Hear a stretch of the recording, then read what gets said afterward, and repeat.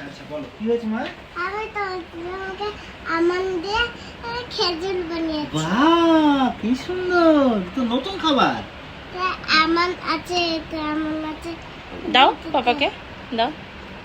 ফুলে খাবে। Thank you. আমি এটা খেয়ে খুব হেলদি এটা, তাই না? পুষ্টিগুণযুক্ত খাবার। ইফতারে একদম পারফেক্ট।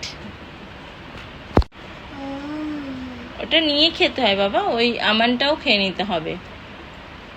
হ্যাঁ তুই দেখাও আমানটা। খেয়ে নাও, আমানটা দিয়ে খেয়ে নাও। কেমন খেতে? ভালো। আমানটা দিয়ে খাও, আমানটা নাও, আমানটা খাও। হুম